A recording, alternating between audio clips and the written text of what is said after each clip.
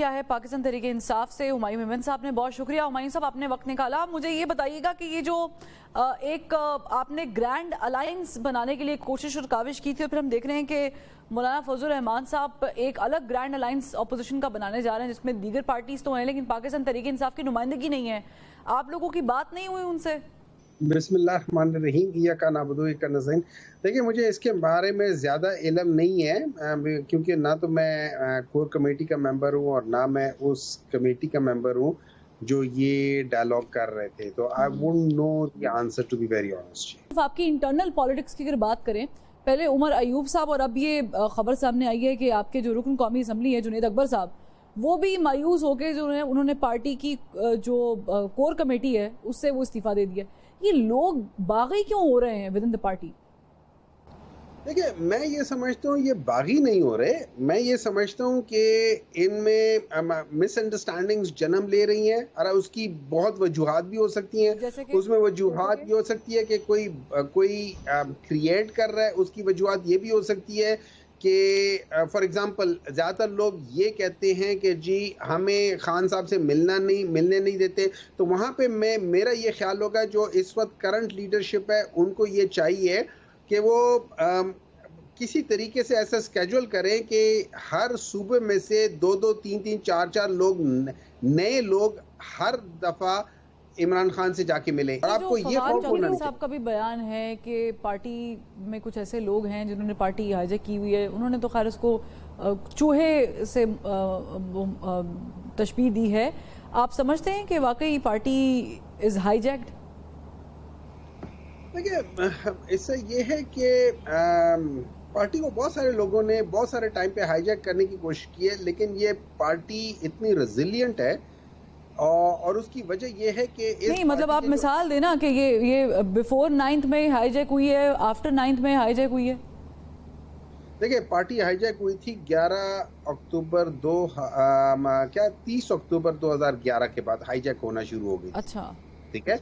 कभी कोई आके हाईजैक करने की कोशिश करता, कोई करता था। 30 अक्टूबर 2011 के बाद हाईजैक होना शुरू हो गई थी। यानी आप इशारा कर रहे हैं कि बहुत सारे लोग, बड़े बड़े नाम जो ऐड ऑन हुए थे, मैं उनमें से कुछ ले लूं अगर आप इतराज ना करें। देखिए, ऐसा था कि उससे पहले जो थे ना, लोग समझते थे कि ये पॉलिटिकल पार्टी कोई अपना मकाम बना नहीं पाएगी, तो इसको लोग टांगा पार्टी कहते थे। ठीक है। अच्छा, हुआ ये था कि हमें पता चल रहा था कि हमारे जो जलसे या हमारे जो लोग जो हमारे साथ आ रहे हैं हर जलसे में वो ज्यादा हो रहे हैं। तो वी न्यू के व्हाट इज हैपनिंग, और वी न्यू के हम ग्रेजुअली स्ट्रांग होते जा रहे हैं। हम जो पहले उसमें उस वक्त के जमाने से पहले के थे, हम वर्कर्स, हम सबको पता था क्या होने जा रहा है। ठीक है। लेकिन जब 30 अक्टूबर में कुछ हमारी एक्सपेक्टेशन से भी ज्यादा वो सारी फैमिलीज निकल आई। अच्छा, ये याद रखें कि जब आप डिफरेंशिएट करते हैं बिटवीन उन लोगों के दरमियान में कि जिसको एस्टैब्लिशमेंट निकालती है और उन लोगों के दरमियान में जो खुद निकलती हैं, उनके दरमियान में एक जज्बे का फर्क होता है। अच्छा। ठीक है। जिसको एस्टैब्लिशमेंट निकालती है वो मुर्दा लाशी होती है, सिर्फ वहां नंबर्स होते हैं। जो खुद निकलती है उनके अंदर एक जुनून होता है, पैशन होता है, और वो लोग लाइवली होते हैं, वो जज्बाती होते हैं। ठीक है। तो उस लिहाज से जो 30 अक्टूबर का जलसा था, आप सब अगर नहीं है तो दोबारा उसकी वीडियो चला के देख ले। उससे ज्यादा जो वाइब्रेंट जलसा आपने बहुत कम देखा होगा हिस्ट्री ऑफ पाकिस्तान। ठीक है। तो वो चीज आई थी। तो उसके बाद जब फैमिलीज आनी शुरू की, तो यहाँ पे लोगों को पता चला कि यार ये तो एक बहुत क्या कहते हैं, वाइब्रेंट किस्म की एक नई पार्टी आ गई है, और इन्होंने अपना लोहा मनवा लिया है। और अब everybody started to reckon with. अब इस वक्त ये हो गया था कि वहां पे बहुत सारे ऐसे लोग जिन्होंने देखा कि यार वो जिसको हम कहते हैं ना फसली बटेरे, कि उन्होंने देखा यार उस तरफ की जो खेत हैं उसमें ज्यादा अच्छे बीज हैं, उसमें ज्यादा अच्छी खाद है, उसमें ज्यादा अच्छी नहीं। तो ये फसली बटेरों की लिस्ट में कौन कौन शामिल है? शामिम कुरैशी साहब शामिल हैं 2011 के बाद, फवाद चौधरी साहब शामिल हैं। देखिए, इस तरह होता है, मैं आपको शाह महमूद कुरैशी को मैं सिंगल आउट इसलिए करता हूं कि शाह महमूद कुरैशी वो शख्स हैं जिन्होंने जब वो डैनियल पर्ल वाला था, ये कौन सा था, ये उसका जो कौन सा था, वो जो बाहर जिसको जाने दिया था, रेमन डेविस।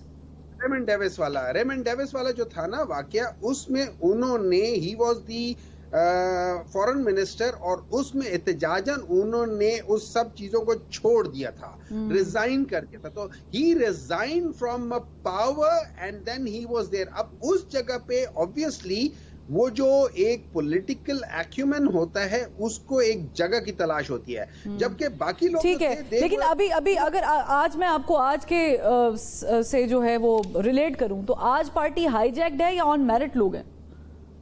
देखिए, आज पार्टी में ज्यादातर वो लोग हैं जो पार्टी के साथ, अच्छा इसमें 98% वो लोग हैं जो पार्टी के साथ बहुत पुराने एसोसिएटेड हैं and they have also gone through वो जो कहते हैं ना टेस्ट। लेकिन आप लोगों की 54% तो वो है जिनकी शक्लें लोगों ने देखी हुई थी, इलेक्शन जीत के कौमी असेंबली में चले गए। होल्ड ऑन, और ये मैं नहीं कह रही हूँ, ये शेर अफजल महरोत साहब भी कह चुके हैं, ये फवाद चौधरी साहब भी कह चुके हैं, उमर अयूब साहब ने भी इस पे इज़हार किया है। देखिए इस तरह है, मैं आपको एक बात बताता हूँ, शक्ल देखने का ये मतलब नहीं है कि वो पार्टी के कारकुन नहीं थे। मुझे कितने लोग जानते होंगे सेनेटर बनने से पहले, बहुत कम लोग, एज अ पॉलिटिशियन बहुत कम लोग जानते होंगे। दुनिया मुझे as a professional plastic surgeon जानती थी, बड़े अरसे से 20-25 साल से जानती थी, लेकिन मुझे पॉलिटिशियन नहीं जानते थे लोग। अब वहां पे जब मुझे वो रिकग्निशन मिली by giving me a seat, तो लोगों ने मुझे पहचानना शुरू किया। दैट डजंट मीन कि मैं पार्टी, लेकिन I need to cut you है डॉक्टर साहब, मुझे सिर्फ ये बताएं कि अभी जो पार्टी चला रहे हैं लोग, ऑल लॉयर्स, क्या ये हाईजैक्ड है, ऑन मेरिट है? देखिए इस तरह ये है कि इसमें बहुत सारे लॉयर्स ऐसे भी हैं जो पार्टी के पुराने वर्कर्स थे। हाँ, बाज लोग ऐसे जरूर हैं जो नए बीच में आए होंगे, वो हमेशा होती है, लेकिन उनकी परसेंटेज बहुत कम है।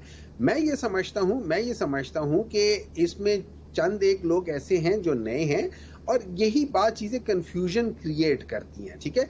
लेकिन ये वो टाइम है जिसमें हम लोगों को ये समझना चाहिए कि अगर हम लोग इकट्ठे रहेंगे तो फिर उसमें वो वाली बात हो जाती है कि वो अगर हम एक रस्सी को मजबूती से थामे रखेंगे तो हमारे अंदर तफरका कम होगा, ठीक है। लेकिन ऐसा बाजार लग नहीं रहा है। Thank you so much Humayun Memon साहब, आपने वक्त निकाला, क्योंकि तासुर ये आ रहा है कि पार्टी जो है वो आपकी तितर बितर हुई पड़ी है और बयानियां बनाने में, ओपिनियन मेकिंग में, डिसीजन मेकिंग में, यहाँ तक कि इमरान खान साहब को जेल से बाहर निकालना है या नहीं निकालना, इस पर भी बहुत ज़्यादा इख्तिलाफ राय है। लेकिन thank you so much for giving us your time. नाज़रीन, प्रोग्राम से फिल वक्त इतना ही, कल फिर मुलाकात करेंगे। अल्लाह।